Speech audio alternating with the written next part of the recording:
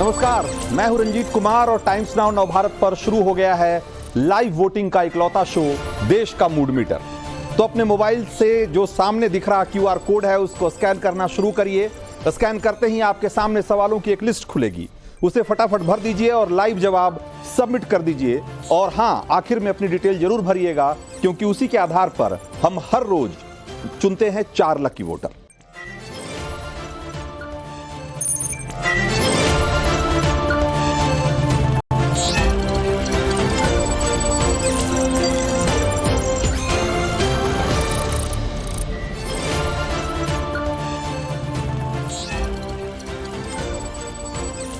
तो ये पहला, जैसा कि हमने आपको बताया कि आप ये लाइव वोटिंग का शो है और इसमें आज हम सीधे अब अपने मुद्दे पे आते हैं।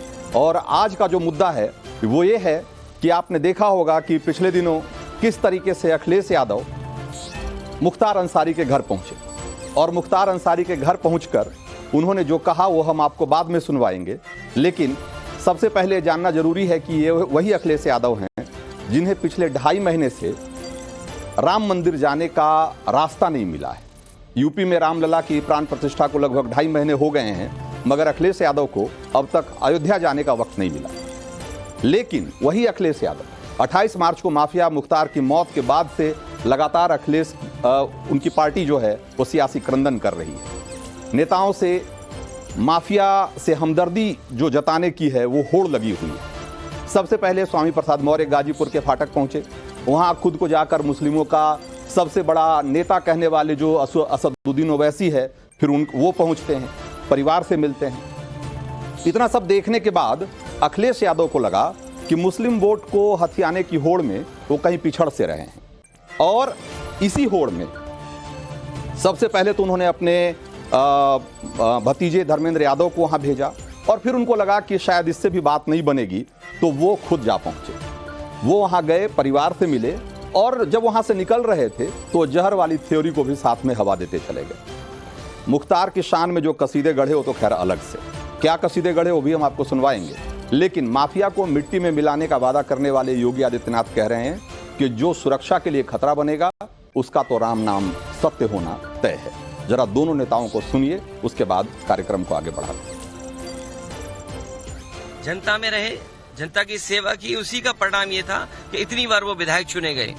जो व्यक्ति इतने वर्षों जेल रहा हो, उसके बाद भी जनता जिता रही हो, तो इसका मतलब परिवार और उस व्यक्ति ने जनता के बीच में रह करके उसका दुख दर्द बांटा है। कोई सोचता था बेटी और व्यापारी सुरक्षित होकर के रात में भी निकल सकते हैं। देखो, हम राम को ही लाते नहीं है, बेटी और व्यापारी की सुरक्षा के लिए खतरा जो बनता है उसका राम नाम सत्य भी करवा देते हैं। प्रभु राम का नाम लेकर के जीवन यापन करते हैं। राम के बगैर कोई काम नहीं। लेकिन जब कोई सुरक्षा, समाज की सुरक्षा के लिए खतरा बनेगा तो उसका राम नाम सत्य भी तय है। तो ये पहला मौका नहीं है जब सियासी रण में वोट बटोरने के लिए तरह तरह के हथकंडे अपनाए जा रहे हैं। वोटरों को लुभाने के लिए चुनावी बिसात पर एक से बढ़कर एक चाल चली जाती रही है। पिछले साल माफिया अतीक के सनसनीखेज मर्डर पर आपने देखा होगा कि समाजवादी पार्टी के सांसद राम गोपाल यादव ने क्या कहा था। मुस्लिम वोट को साधने के लिए उन्होंने कहा, जो कहा वो हम आपको सुनाते हैं और जरा एक बार देखिए और फिर सोचिए कि वोट बैंक के लिए क्या क्या कहा जाता रहेगा और कब तक ऐसे ही बयानबाजी होती रहेगी। मीडिया ने गैंगस्टर और फलाना ये सब बना दिया, तो कभी कभी कुछ घटनाएं हो जाती बड़े बड़े लोगों से। यहाँ ऐसे ऐसे बड़े बड़े पदों पे लोग बैठे हुए हैं जो बम फेंक के 10-10, 15-15 लोगों को मरवा दिया, आप सब जानते हैं। तो कोई नहीं कहता गैंगस्टर। तो राम गोपाल यादव ये अतीक अहमद के लिए कह रहे थे कि कौन कहता है कि अतीक अहमद गैंगस्टर थे।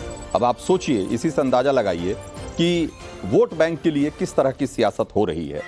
सवाल यह है कि अखिलेश और उनकी पार्टी के नेता मुस्लिम वोट के लिए इस तरह कब तक माफिया राज को समर्थन देते रहेंगे, एक हिस्ट्री शीटर को जनता का सच्चा सेवक बताते रहेंगे, जैसा कि मुख्तार के मामले में अखिलेश यादव ने भी किया। सवाल कई और हैं, उन सवालों को लेकर चलेंगे हम अपने मेहमानों के पास, अपने गेस्ट के पास, लेकिन उससे पहले वो सवाल जिन सवालों पर आज आपको घुमाना है देश का मूड मीटर। तो 5 सवाल सबसे पहले मैं आपको दिखाता हूं और आप फटाफट QR कोड स्कैन करना शुरू करिए और मूड मीटर यानी कि इस देश के लाइव शो का, लाइव एक ऐसा शो जिसमें कि आप लाइव वोटिंग करते हैं, उसका मीटर घुमाना शुरू करिए और हम आपको बताते हैं कि वो कौन से सवाल है जिस पर कि आज देना है आपको जवाब। सवाल नंबर 1, माफिया मुख्तार के घर अखिलेश यादव का जाना क्या कहता है? मुस्लिम वोट पाना चाहते हैं इसलिए, ऑप्शन ए। ऑप्शन बी, हमेशा माफियाओं के साथ रही है समाजवादी पार्टी इसलिए, या ऑप्शन सी, मातम पुरुषी के लिए गए होंगे, जैसा कि होता है एक ह्यूमन कॉज की तरह इसको आप देख सकते हैं कि मानवता के नाते चलो भाई एक घटना हो गई तो जाकर के हमने हमदर्दी जता दी, तो मातम पुरुषी के लिए गए हैं। सवाल नंबर 2, वोट के लिए माफिया को बढ़ावा देने में कौन आगे है? ऑप्शन ए है समाजवादी पार्टी, एसपी ने माफिया को बढ़ावा दिया। ऑप्शन बी है योगी सिर्फ मुस्लिम माफिया के खिलाफ हैं, जैसा कि बहुत सारे लोग आरोप लगाते हैं कि इसमें भी एक सांप्रदायिक एजेंडा चल रहा है। और ऑप्शन सी, योगी सरकार सारे माफिया के खिलाफ है। आप क्या सोचते हैं इस सवाल के जवाब में? जरा हमें जल्दी जल्दी बताना शुरू करिए। क्या अखिलेश मुस्लिम वोट को लेकर ओवैसी के दबाव में है? यह सवाल इसलिए उठ रहा है क्योंकि ओवैसी के जाने के बाद अखिलेश यादव पहुंचे हैं और उसके क्या मायने हैं, आप क्या सोचते हैं? ऑप्शन ए है हाँ ओवैसी से मुकाबला है इसलिए, ऑप्शन बी है नहीं मुस्लिम अखिलेश के साथ है, और ऑप्शन सी, मुस्लिम वोट दोनों में बटेंगे। आप क्या सोचते हैं बताइए फटाफट। और जरा सवाल नंबर 4 दिखा दीजिए। माफिया और अपराध नियंत्रण पर क्या ये इस चुनाव में मुद्दा बनेगा? माफिया और अपराध नियंत्रण, ऑप्शन है इसमें, पहला ऑप्शन है हाँ माफिया सफाई बहुत बड़ा मुद्दा है। ऑप्शन बी, नहीं माफिया कोई मुद्दा नहीं है। और ऑप्शन सी, माफिया के मुद्दे से ध्रुवीकरण होगा, जैसा कि कुछ पार्टियां कह रही है कि ये माफिया का तो सिर्फ बहाना है, असल में सांप्रदायिकता फैलाना है। आप क्या सोचते हैं बताइए हमें जल्दी जल्दी। और जरा 5वां सवाल दिखाइए, आखिरी और 5वां सवाल देखिए। क्या ओवैसी और अखिलेश की लड़ाई से बीजेपी को बड़ा फायदा हो जाएगा? क्या सोचते हैं आप? ऑप्शन ए हाँ मुसलमान वोट बढ़ जाएगा। ऑप्शन बी, नहीं मुस्लिम सोच समझकर वोट देंगे, यानी कि हो सकता है एकजुट होकर वोट करेंगे। ऑप्शन सी, कि मुस्लिम एकजुट होकर इंडी गठबंधन को ही वोट करेंगे। आप क्या सोचते हैं इन 5 सवालों के जवाब में? फटाफट स्कैन करिए और वोट मीटर यानी कि मूड मीटर घुमाना शुरू करिए। तो देश का मूड मीटर में आपने मीटर घुमाना शुरू कर दिया है और तेजी से वोटिंग शुरू हो गई है। आप वोटिंग जारी रखिए। जो सवाल हमने आपसे 5 पूछे हैं उन सवालों के जवाब देते रहिए और मीटर को तेजी से घुमाते रहिए। इस बीच में हम चलते हैं अपने मेहमानों के पास और हम वो सवाल लेकर चलते हैं जो कुछ आपके भी हैं और कुछ हमारे हैं, और वो सवालों को लेकर चलेंगे। हमारे साथ 4 खास मेहमान जुड़ गए हैं। राकेश त्रिपाठी हमारे साथ हैं, प्रवक्ता बीजेपी, अवनिजेश अवस्थी राजनीतिक विश्लेषक, राजकुमार भाटी समाजवादी पार्टी के प्रवक्ता हैं, थोड़ी देर में जुड़ेंगे हमारे साथ, और दानिश कुरैशी प्रवक्ता AIMIM। दानिश कुरैशी, क्या मुख्तार अंसारी और अतीक अहमद जैसे लोगों के साथ सिर्फ इसलिए हमदर्दी और मातम पुरशी की जा रही है वहां जाकर क्योंकि आप लोगों को लगता है कि ये मुस्लिम वोट पाने का सबसे आसान तरीका है, इसीलिए आज की तारीख में समाजवादी पार्टी और AIMIM जैसी पार्टियां आज माफियाओं के साथ खड़ी दिखाई दे रही है? देखिए, सबसे पहले तो मुझे लगता है कि माफिया की जो व्याख्या हमको तय करनी चाहिए। क्या सिर्फ जो लोग क्रिमिनल है या किसी क्राइम से जुड़े हैं वही माफिया है, या देश में इलेक्ट्रो बॉन्ड के नाम पर जो माफियागिरी मचाई गई उस पर भी कोई सवाल करेंगे? सबसे पसंदीदा आज की तारीख में विपक्ष का सबसे पसंदीदा सब्जेक्ट है इलेक्टोरल बॉन्ड। सवाल कहीं हो, कोई सा भी सवाल हो, जवाब में इलेक्टोरल बॉन्ड जरूर आएगा। अगर इलेक्टोरल बॉन्ड नहीं आया तो जवाब पूरा ही नहीं होगा। हाँ सुनिए मैं आपको पूरा जवाब तो सुन लीजिए आप। सवाल विपक्ष का है ही नहीं। मैं तो ये कह रहा हूं कि हर एक राजनीतिक पार्टी अपना हिसाब जाके अवाम के बीच में दे दे और उसके बाद बात करे, अतीक की भी बात करे, मुख्तार की भी, चाहे जिसकी भी बात करनी हो वो बात करे। लेकिन अगर माफिया के नाम पर सिर्फ उत्तर प्रदेश माफिया कौन है आपके हिसाब से? आपके हिसाब से दानिश कुरैशी, माफिया कौन है? कौन है माफिया जिसके खिलाफ 50 मुकदमे, 50 से ज्यादा मुकदमे हैं? मतलब अगर एग्जैक्टली बताएं तो 65 मुकदमे हैं जिसके ऊपर, जिसमें कि दंगे फैलाने से लेकर हत्या, अपहरण, कौन सा ऐसा मुकदमा हो सकता है जो नहीं है? तो अगर वो आदमी माफिया नहीं है तो माफिया के लिए आप कोई नई परिभाषा आपने अगर गढ़ ली है अभी तक तो आप जरा हमें बता दें इस देश को इनलाइटन करें, लोगों को पता लगे कि भाई माफिया क्या होता है। अभी तक हमें नहीं मालूम। बिल्कुल, मैं तो कह रहा हूँ कि माफिया का डेफिनेशन एस्टैब्लिश होना चाहिए ना, क्या प्रॉब्लम है? तो दानिश कुरैशी करे ना, AIM के लोग करें, वो जाकर के मुख्तार अंसारी से मिल रहे हैं तो उनको बताना चाहिए कि भाई मैं किसी माफिया से मिलने नहीं गया था, क्योंकि माफिया तो ये होते हैं, मुख्तार अंसारी माफिया के कैटेगरी में नहीं आते हैं। बता देना जरा, लोगों को भी थोड़ा पता लगे। हम आगे से माफिया बोलने के पहले 4 बार सोचेंगे कि बोलें कि ना बोलें। 65 से ज्यादा मामलों में उन्हें कमीशन आ गया, मुझे ये बताइए आ गया? फिर 65 की बात करना वो कितना मुनासिब है, ये हमें बता दीजिए। क्या सवाल ये है कि जिन पर जो मामला, सुनिए, जो मामले जिन पर फैसला आ चुका है, हाँ। उसकी बात की जाए तो ठीक है, वरना तो मुझे ये बता दीजिए कि देश के गृह प्रधान के ऊपर भी मामले हैं। और अगर अरे भाई, जिस आदमी को 2 बार आजीवन कारावास की सजा सुनाई जा चुकी है, उसमें आप कह रहे हैं कि भाई जितने आ गए हैं क्या वो कम है क्या? कि जितने आ गए हैं वो साबित करने के लिए कम थे क्या? साबित करने के लिए तो एक लम्हा भी काफी, एक बात समझ लीजिए। लेकिन आप 65 की भाई इस देश में किसी माफिया पर अभी तक तो हमने सुना था AK-47 वगैरह की बात होती रहती थी। अब एक जो LMG लाइट मशीन गन खरीदने की बात जो है ना, लाइट मशीन गन रखने का आरोप, अवैध तरीके से लाइट मशीन गन रखने का आरोप जिस एक आदमी पे लगा पूरे यूपी में, वो आदमी कौन था? वो आदमी मुख्तार अंसारी था। अब क्या वो टैंक लेकर अपने वो जो फाटक में टैंक लगी रहती, तब आप उनको माफिया कहते क्या? बिल्कुल, अब आरोप तो बहुत सारे लोगों पर, मैं फिर वही कह रहा हूं कि अदालत ने जो फैसला सुनाया है उसके ऊपर उससे उत्तरी अगर आरोप की बात कर रहे हैं तो फिर आरोप में तो बात नहीं। लेकिन देखिए, अब दोनों बात, जब मैंने अभी आपको कहा कि 2 बार आजीवन कारावास हो गई आपका, उस LMG खरीदने और रखने का आरोप है, उसको अब उस पर आप कह रहे हैं कि ये सिर्फ आरोप है। भाई उस आरोप के चक्कर में एक बड़े पुलिस अधिकारी की नौकरी चली गई। भाई आरोप से बीजेपी किसी पर भी आरोप लगा देती है, मूसा बेगम के निशाने पे, आरोप की क्या बात है?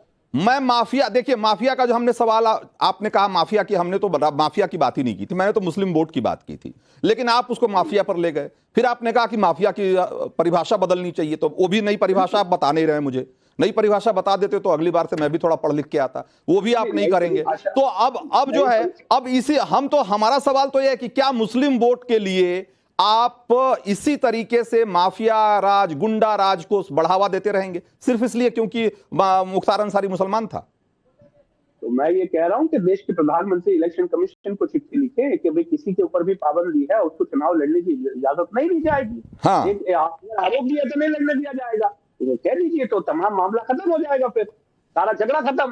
तो वो नहीं कर पाएंगे वो, क्योंकि सबसे ज्यादा तो उन्होंने इकट्ठे करके रखते हैं मामले लोगों को भारतीय जनता पार्टी में। आप दानिश कुरैशी सीधे जवाब नहीं दे रहे हैं और ना देंगे, मुझे मालूम है, इसीलिए अब लोगों से जवाब ले लेते हैं। मैं आपके पास फिर से आऊंगा, कुछ और सवाल लेके आऊंगा, लेकिन मैं लोगों से इसी सवाल का जवाब लेना चाहता हूं कि माफिया मुख्तार के घर अखिलेश यादव का जाना, इसको आप कैसे देखते हैं? ये सवाल हमने अभी अपने गेस्ट से पूछा, यही सवाल हमने आपसे पूछा था, और आप क्या कह रहे हैं? गेस्ट जो बोला, जो कहा वो तो आपने सुना ही, जो दानिश कुरैशी ने कहा।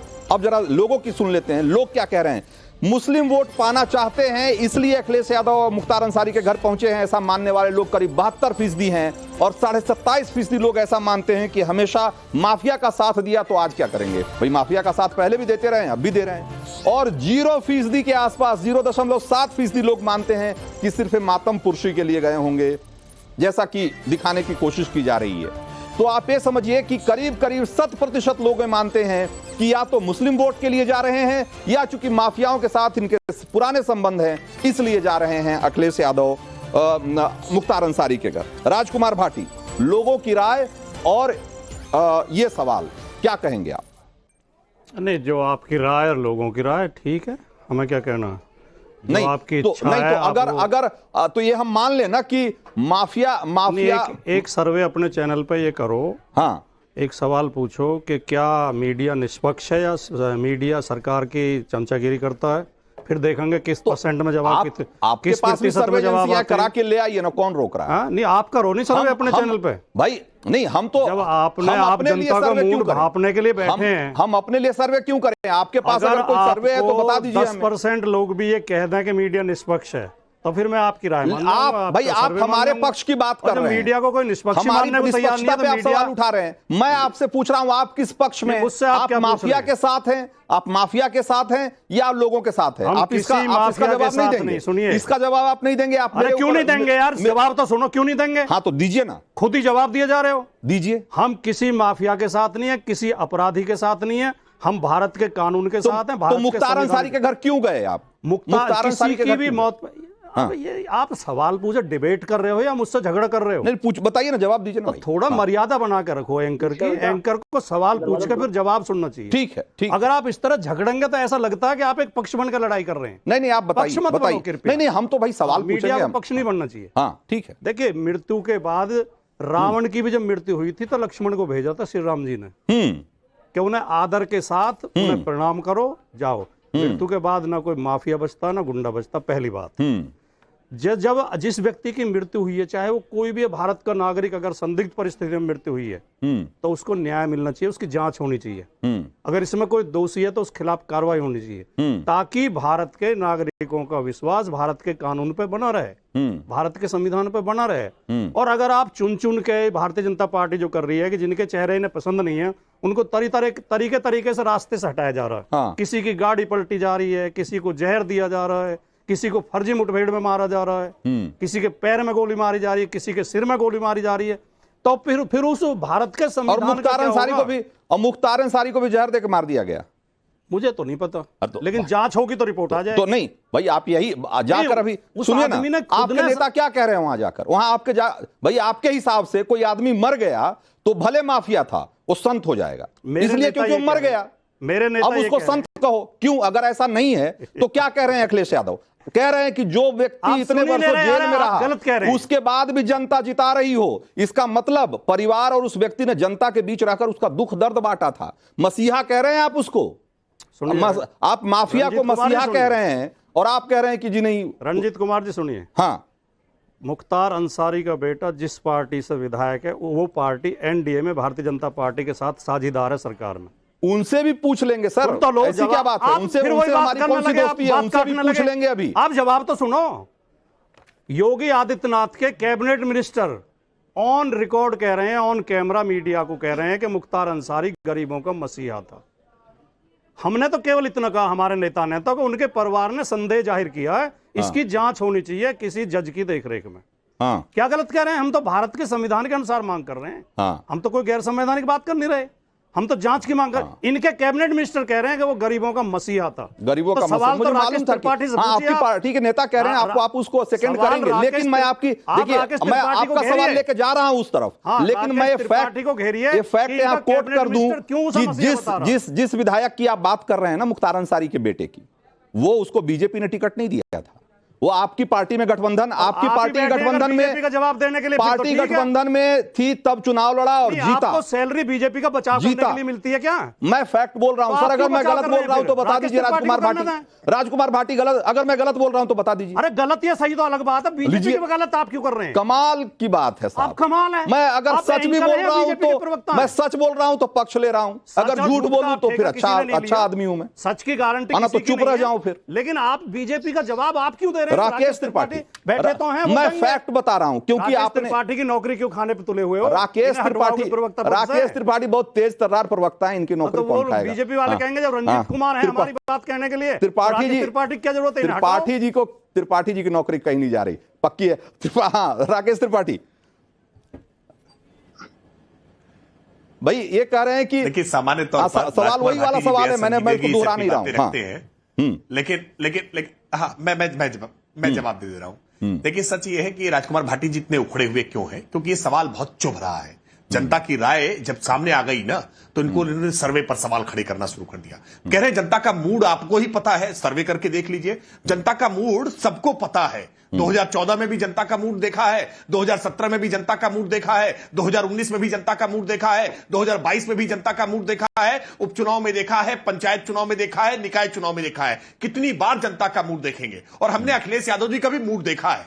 हमें याद है अखिलेश यादव जी ने 2017 के विधानसभा चुनाव से पहले कैसे कहा था कि कौमी एकता दल का विलय हम अपने समाजवादी पार्टी के साथ नहीं होने देंगे। इसी आधार पर शिवपाल सिंह यादव के साथ झगड़ा किया था कि कहीं हम अपराधी माफियाओं को अपने साथ लेकर के नहीं आएंगे। नारा दिया था ये नई सपा है, नई हवा है, लेकिन क्या हो गया?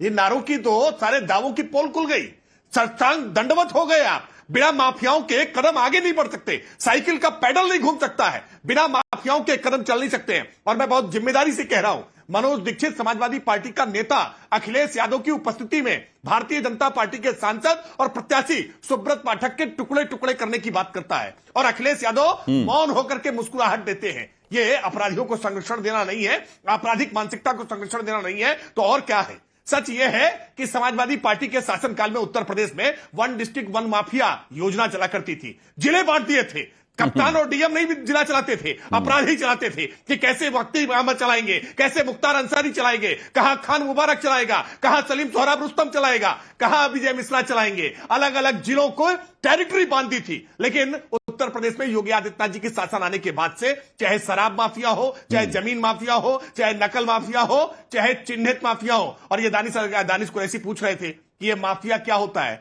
जानकारी के लिए बता देता हूं। इटालियन शब्द है, इटली से आया था। वो अपराधी जो अपराध से इकट्ठा किए गए पैसे को व्यवसाय में संयोजित करता है और संगठित तरीके से अपराध चलाता है, उसको माफिया कहते हैं। और ये सारे नियम जितने मैंने बताए हैं, ये सब उस श्रेणी में आते हैं। ठीक है, अपनी जेएस अवस्थी के पास आऊंगा मैं। असल में आज डिबेट में माफिया पे करना नहीं चाहता हूं, लेकिन घूम फिर के माफिया पे पर बात आ जा रही है। माफिया पे, मैं माफिया के बहाने, मैं जिस डिबेट की बात कर रहा हूं वो ये है कि भाई ये माफियाओं को सिर्फ इसलिए प्रश्रय दिया जा रहा है क्योंकि इनको लग रहा है कि इस मुस्लिम वोट साधने का और कोई दूसरा तरीका नहीं बचा है, और मुस्लिम वोट साधने के लिए जो करना पड़े वो करो। क्या इसलिए मैं अपनी जेएस अवस्थी के पास आऊंगा, लेकिन जरा सा राकेश त्रिपाठी दूसरा तीसरा सवाल देख लेते हैं ना। लोगों का इससे उत्साह वर्धन होता है, उनको लगता है कि हाँ वो भी इस डिबेट का हिस्सा है। हमने पूछा था कि वोट के लिए माफिया को बढ़ावा देने में कौन आगे है, और आपने जवाब क्या दिया है? 83% लोग मानते हैं कि एसपी ने, यानी कि समाजवादियों ने माफिया को बढ़ावा दिया। योगी सरकार सिर्फ मुस्लिम माफिया के खिलाफ है जैसा कि आरोप लगता रहा है, सिर्फ 1% लोग इससे सहमत हैं, और करीब 16% लोग मानते हैं कि योगी सरकार सारे माफिया के खिलाफ है। तो ये है लोगों की राय। जरा तीसरे सवाल का भी जल्दी से एक बार रुझान दिखा दीजिए। क्या अखिलेश मुस्लिम वोट को लेकर ओवैसी के दबाव में है? ये वाला सवाल महत्वपूर्ण है, और क्यों है? ओवैसी का फैक्टर क्या है, जरा मैं बात करूंगा। हाँ, ओवैसी से मुकाबला है ऐसा मानते हैं लोग, करीब 56.5% लोग, और करीब 37% लोग मानते हैं कि मुस्लिम वोट दोनों में बटेंगे, अखिलेश और ओवैसी में, और नहीं मुस्लिम सिर्फ अखिलेश के साथ है ऐसा मानने वाले सिर्फ 6.5% लोग हैं। ये जो आंकड़े हैं अपनी जेएस अवस्थी कि मुकाबला है और वोट बटेंगे, क्या यही बेचैनी है, यही घबराहट है कि अखिलेश यादव देर से सही लेकिन भागे भागे मुख्तार के घर पहुंचे? पहले तो भतीजे को भेजा, लगा कि नहीं इससे बात नहीं बनेगी, तो उन्होंने कहा कि नहीं यार खुद चल के करो, इसको मरहम पट्टी करते हैं इस पर। रंजीत जी, भाटी जी सामान्यतः तो बहुत ही शांत रहते हैं, आज पता नहीं क्या बात है, इतने गुस्सा क्यों हो रहे हैं? परसेप्शन पे कहां बात होती है भाटी जी? आप कह रहे हैं कि परसेप्शन जनता की राय जो चुना गया इतनी बार। अब 2002 से नरेंद्र मोदी लगातार गुजरात के मुख्यमंत्री रहे, आपने वो गालियां दी उनको, वो गालियां दी। 2014 से 2000 आज तक वो देश के प्रधानमंत्री हैं, लेकिन उनके बारे में आपके क्या वक्तव्य हैं? संविधान खतरे में है, उनके लिए, उनके चुने जाने पे तो संविधान खतरे में है, लेकिन मुख्तार अंसारी के जीतने पे वो जनता में लोकप्रिय है। ये राजकुमार भाटी जी चलता नहीं है। अगर अब राजकुमार भाटी जी, अब मैं एक सवाल आपसे पूछता हूं, परसेप्शन तो टोटी चोर का भी था, तो फिर उस पर हम बात कर लें क्या? नहीं करेंगे ना, नहीं करेंगे उस पर हम बात। मैं इस तरीके की व्यक्तिगत टिप्पणियों में नहीं जाता हूं। बात बड़ी साफ सी है कि कृष्णानंद राय को 67 गोलियां लगी, उसके बारे में कुछ नहीं बोलेंगे आप। संतोष शुक्ला को कचहरी के अंदर मार दिया, तब आपको आतंक नहीं दिखाई दिया, हत्यारा नहीं दिखाई देता। आजीवन कारावास प्राप्त व्यक्ति आपको हत्यारा और नहीं दिखाई देता, वो दिखाई नहीं देता। लेकिन आपको क्या दिखाई देता है कि जब व्यक्ति अपराध करे तो उसका कोई धर्म नहीं होता, लेकिन जब सजा मिले तो उसका धर्म हो जाता है। तब आप धर्म का शोषण करना शुरू कर देते हैं, दोहन शुरू करना कर देते हैं उस पूरी कम्युनिटी। आप एक बात बताइए, क्या मुख्तार अंसारी भारत के मुसलमानों का प्रतिनिधि हो सकता है? क्या अतीक अहमद भारत के मुसलमानों का प्रतिनिधि हो सकता है? क्या नहीं हो सकता। भारत के मुसलमानों का 99.9% जो मुसलमान है वो इस अपना नेता इनको नहीं मानते वो, लेकिन आप बनाते हैं, बनाते आप हैं। गलती आपकी है, नियत आपकी खराब है। यूनिटी के नाम पर नहीं, कम्युनिटी के नाम पर आप वोट मांगते हैं। ये है असलियत। और देश जब समझ गया है, देश जब जाति पाति से, धर्म से, संप्रदाय से ऊपर उठ गया है, तो आपको दिक्कत हो रही है और इसलिए आज आप इतने गुस्सा हो रहे हैं। राजकुमार भाटी बहुत गंभीर आरोप है। 6 सीटों के आपको उम्मीदवार बदलने पड़ रहे हैं। मुझे तो लगता है इससे भी ज्यादा तिल मिलाए हुए हैं समाजवादी पार्टी के नेता आज की तारीख में, कि ओवैसी ने जाकर वहां ताना मार दिया कि मुसलमानों से आप सिर्फ दरी बिछवाते रहे हैं अभी तक, असली नुमाइंदा तो मैं हूं, असली नेता तो उनका मैं हूं। अब ये इतना ऐसा ताना सुन के कहां अखिलेश जी को बर्दाश्त होता। तो उन्होंने कहा कि यार चलो बड़े भूल सुधार करते से मुकाबला है डिबेट में। अब इतने बड़े महापुरुषों का जवाब हम क्या दें? नहीं राजकुमार भाटी जी, पूरा मंच आपका है सर, आप जवाब दीजिए। देखिए, अभी अवनीश जी कह रहे थे कि हम बौखलाए हुए हैं। मैं किसी के बीच में एक शब्द नहीं बोला, मैंने किसी की बात नहीं काटी। लेकिन मैं जब भी बोलता हूं आप मेरी बात काटने लगते हैं, तो फिर आदमी थोड़ा सा तो आवाज ऊंची करेगा ही। आप शांति से सुनेंगे, मैं बहुत शांति से जवाब दूंगा। नहीं बोले हाँ। अब अवनीश जी व्यक्तिगत चरित्र हनन के लिए शब्द प्रयोग कर रहे थे। क्या अखिलेश यादव के खिलाफ कोई चोरी का कहीं मुकदमा दर्ज है? क्या कोई जांच? मैंने मना किया, मैंने कहा नहीं, पब्लिक परसेप्शन पे मैं नहीं जाता। अब फिर आप देखो, मैं बीच में नहीं बोल रहा हूं, लेकिन आप गलत कोट करेंगे। मैंने क्या कहा कि मैं व्यक्तिगत बातों पे नहीं जाता हूं। भाटी जी, आप तो कम से कम शर्म कर लो, अब मुंह मत छुपाओ। आप रिप्ले करवा देता हूं मैंने कहा कि परसेप्शन लोगों के बीच में है, ऐसा लोगों के बीच में जहर दे दिया गया। आप उसको कह रहे हैं उसकी जांच करो। मैं ये कह रहा हूं कि लोगों के बीच लोग ये कह रहे हैं जांच करो। मैंने तो नहीं कहा ना, मैंने कहा मैं नहीं जाता हूं उस बात पर। देखो, जब आप हमें बोल रहे हैं असली बात, ये है समाज। देखिए, नहीं, अच्छा ठीक है, राजकुमार जी अपनी बात पूरी करिए। हाँ, मैं ऐसे तो चिल्लाऊंगा नहीं अवनीश जी। आप बहुत सभ्रांत व्यक्ति हैं, आप बहुत सभ्रांत व्यक्ति हैं, विद्वान व्यक्ति हैं, यूनिवर्सिटी में पढ़ाते हैं। कुछ नहीं होना जो अभी मैं रिप्ले करवाऊंगा। रंजीत जी रिप्ले करिएगा जरूर, ताकि हाथ के हाथ इनको जनता को मालूम चल जाए कि झूठ भाटी जी बोल रहे हैं या मैं बोल रहा हूं। रिप्ले करिए आप। ठीक है। नहीं राजकुमार जी अपनी बात पूरी कर लीजिए। आपके व्यवहार से लग नहीं रहा कि आप यूनिवर्सिटी में टीचर होंगे भैया। आपके व्यवहार से ऐसा लग रहा हो जैसे आप बीजेपी आईटी सेल के वो जो होते हैं। नेताजी ने कहा, आपके लगा कि अगर पब्लिक समझती है कि जहर दिया गया तो जांच होनी चाहिए। मैंने कहा अगर पब्लिक ये समझती है तो क्या जांच होनी चाहिए? नहीं होनी चाहिए, मैंने ये कहा। और आप उसको गलत कोट कर रहे हैं। अब ये तो रंजीत कुमार जी को तय करना है कि हमें बोलने देंगे। नहीं ठीक है, नहीं राजकुमार जी अपनी बात पूरी करिए। आपने इतने सारे आरोप लगा दिए हैं, अब इनको थोड़ा जवाब भी ले लेते हैं ना। जवाब सुनकर आ रहे हैं, वो तो पता नहीं आज क्या हो गए। बहुत अच्छे व्यक्ति हैं और सभ्य व्यक्ति हैं, पढ़े लिखे व्यक्ति। जैसे अभी थोड़ी देर पहले आपको गुस्सा आ गया था, वैसे इनको भी आ गया। मैं तो केवल एक ही बात कह रहा हूँ, मेरी बात काटते क्यों? सुनता मैं, इनकी हमने शांति से सुनी। हाँ, नहीं तो जी राकेश त्रिपाठी जी ने और अवनीश जी ने दोनों ने विषय घुमा दिया। राकेश त्रिपाठी जी ने मेरे मूल सवाल का जवाब नहीं दिया कि आपकी उत्तर प्रदेश सरकार के कैबिनेट मिनिस्टर उसके गरीबों का मसीहा बता रहे हैं मुख्तार अंसारी को। इस सवाल का जवाब योगी जी देंगे, मोदी जी देंगे, या राकेश त्रिपाठी देंगे, या अवनीश जी देंगे? कौन देगा इस सवाल का जवाब? और जिस पार्टी से उसके बेटे विधायक हैं वो आपके साथ गठबंधन में शामिल है। और अभी जो त्रिपाठी जी दो के नाम ले रहे थे, 2 लोगों के, क्या वो समाज सेवक थे? इनकी गैंग वार थी आपस में, वो भी माफिया थे, ये भी माफिया थे, वो भी अपराधी गतिविधियां कर रहे थे, ये भी अपराधी गतिविधि। कहीं शराब के ठेकों पर लड़ाई थी, कहीं जमीन पर लड़ाई थी। उस विषय से हमें कुछ लेना देना नहीं है। मैंने पहले कह दिया, किसी अपराधी के बचाव में नहीं है हम ये कह रहे हैं कि अगर भारत में कानून का उल्लंघन करके लोगों को मारा जाएगा तो वो हर भारतीय नागरिक को उसकी चिंता होनी चाहिए। आज मुख्तार अंसारी का नंबर है, कल को अवनीश जी का भी नंबर आएगा, कल को शरीफ लोगों के नंबर भी आएंगे। आज तो अगर इस पर चुप रहेंगे हम कि पुलिस किसी को भी मरवाई दे रही है, कहीं गोलियां चल रही हैं, कहीं जहर दिया जा रहा है, इस पर चुप नहीं रहना चाहिए। हर भारतीय नागरिक को बोलना चाहिए। ये कानून का और संविधान का सवाल है। नहीं, क्या हमने ऐसे भारत की कल्पना की थी कि जो आपके विरोधियों उन्हें आप तरह तरह से निपटवा देंगे? लेकिन राजकुमार भाटी, हमने ऐसे भारत की भी तो कल्पना नहीं की थी ना, कि जिसमें कि कोई अपराधी मारा जाए और उससे भाईचारा खराब होने लगे। जब असद मारा गया, उसका एनकाउंटर हुआ अतीक अहमद के बेटे का, तो अखिलेश जी ने ट्वीट किया कि ये भाईचारा खराब किया जा रहा है।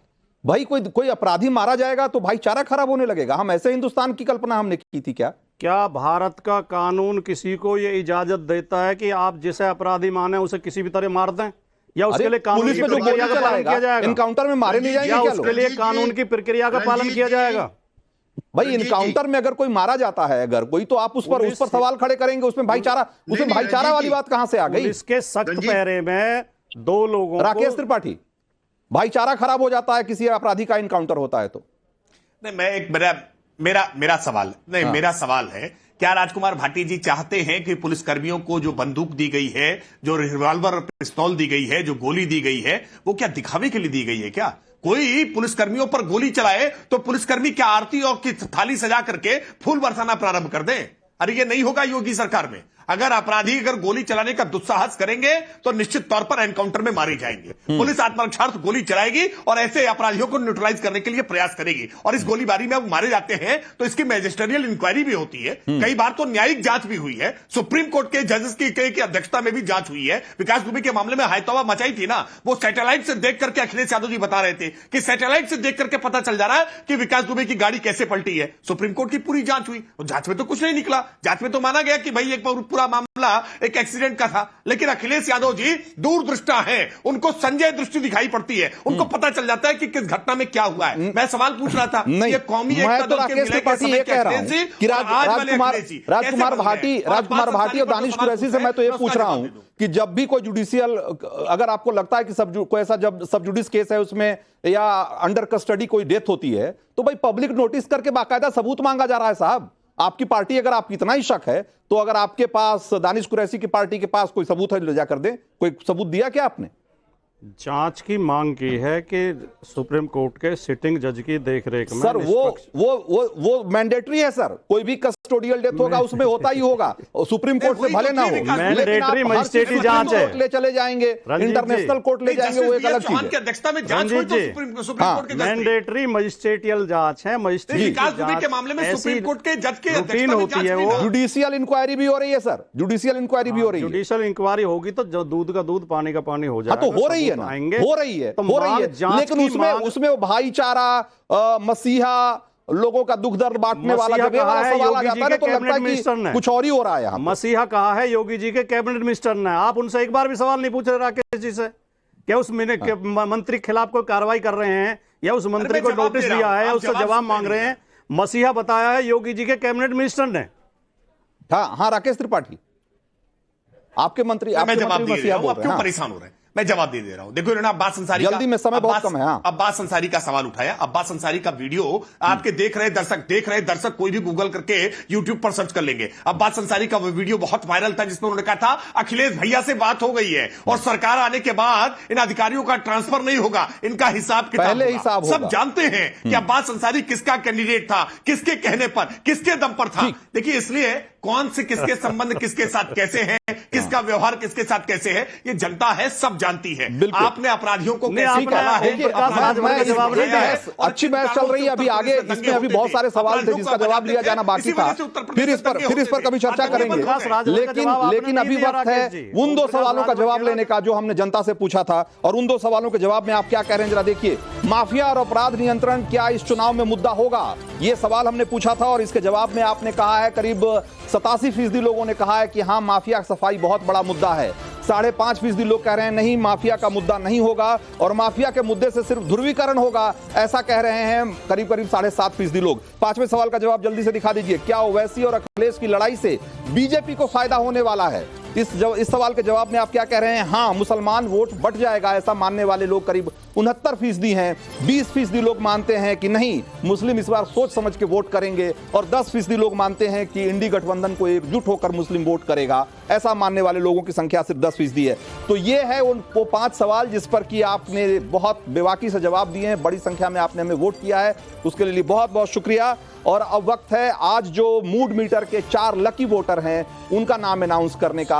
हम सारे अपने मेहमानों का शुक्रिया धन्यवाद करते हैं, आप हमारे साथ जुड़े। जल्दी से जरा वो 4 लकी वोटर के नाम दिखा दीजिए जिन्होंने आज इनाम जीता है हमारी तरफ से। मीनाक्षी उत्तर प्रदेश की हैं और राजीव टंडन उत्तर प्रदेश के। उनके मोबाइल का आखिरी 4 डिजिट हम अपने स्क्रीन पर दिखा रहे हैं, और बाकी के 2 नाम और भी जल्दी से दिखा दीजिए। और राजेश नखाते हैं मध्य प्रदेश के, और नीता रावत हैं उत्तराखंड की। आप चारों को हमारी तरफ से एक छोटी सी हौसला अफजाई समझिएगा इसको, एक इनाम नहीं है बल्कि छोटी सी हौसला अफजाई है आपके प्रयास को। आज मूड मीटर में इतना ही।